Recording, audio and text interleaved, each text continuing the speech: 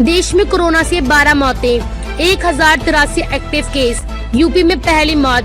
बिहार दौरे में पीएम मोदी के नजदीक रहने वालों की कोरोना टेस्टिंग होगी। देश भर में कोरोना वायरस के एक्टिव केसों की संख्या 1083 पहुंच गई है। केरल में सबसे ज्यादा 430 कोरोना पेशेंट हैं। मंगलवार को कर्नाटक में 36, गुजरात में 17, बिहार में 5 और हरियाणा में 3 नए मामले सामने आए हैं। वहीं गुजरात में 13 मरीज रिकवर हुए हैं। नॉर्थ ईस्ट में भी कोरोना के मामले सामने आने लगे हैं। अरुणाचल प्रदेश में मंगलवार को 2 महिलाएं कोरोना पॉजिटिव पाई गईं।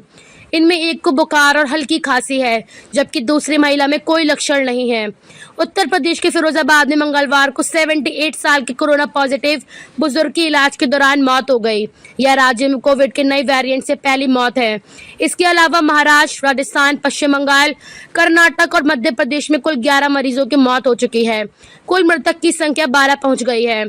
प्रधानमंत्री मोदी की 29-30 मई को बिहार दौरे के मद्देनजर राज्य का स्वास्थ्य विभाग भी अलर्ट है। निर्देश दिया गया है कि पीएम के 100 मीटर के दायरे में रहने वाले सभी लोगों की कोरोना जांच होगी। जयपुर में 26 मई को कोरोना के 2 मरीजों की मौत हो गई।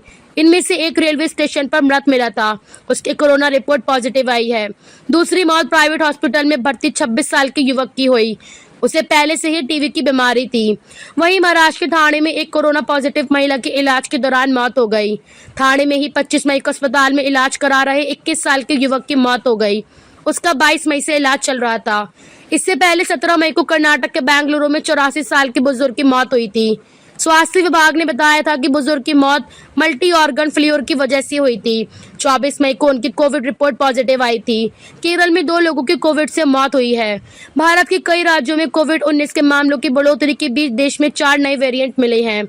आईसीएमआर के डायरेक्टर डॉक्टर राजीव बहाल ने बताया कि दक्षिण और पश्चिम भारत से जिन वेरिएंट की सीक्वेंसिंग की गई है वे हैं LF.7, XFG, JN.1 और NB.1.8.1 सीरीज की हैं। बाकी जगहों से नमूने लेकर सीक्वेंसिंग की जा रही है ताकि नई वेरिएंट की जांच की जा सके। मामले बहुत गंभीर नहीं हैं और लोगों को चिंता नहीं करनी चाहिए, बस सतर्क रहना चाहिए। वर्ल्ड हेल्थ ऑर्गेनाइजेशन ने भी ये चिंताजनक नहीं माना है। हालांकि निगरानी में रखे गए वेरिएंट के रूप में कैटेगराइज किया गया है। चीन सहित एशिया के दूसरे देशों में कोविड के बढ़ते मामलों में यही वेरिएंट दिख रहे हैं। NB.1.8.1 के A435S, V445H और T478I जैसे स्पाइक प्रोटीन म्यूटेशन अन्य वेरिएंट की तुलना में तेजी से फैलते हैं। इन पर कोविड के खिलाफ बनी इम्यूनिटी का भी असर नहीं होता। भारत में कोविड का JN.1 वेरिएंट सबसे आम है।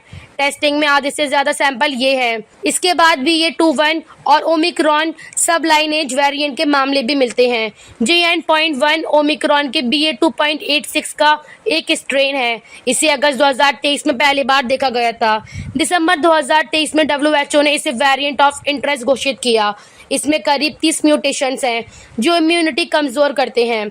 अमेरिका के जॉन्स हॉपकिंस यूनिवर्सिटी के अनुसार JN.1 अन्य वेरिएंट की तुलना में ज्यादा आसानी से फैलता है, लेकिन यह बहुत गंभीर नहीं है। दुनिया के कई हिस्सों में यह सबसे आम वेरिएंट बना हुआ है। JN.1 वेरिएंट के लक्षण कुछ दिनों से लेकर हफ्तों तक रह सकते हैं। अगर आपके लक्षण लंबे समय तक बने रहते हैं तो हो सकता है कि आपको लंबे समय तक रहने वाला कोविड हो। यह एक ऐसी स्थिति है जिसमें कोविड-19 के कुछ लक्षण ठीक होने के बाद भी बने रहते हैं।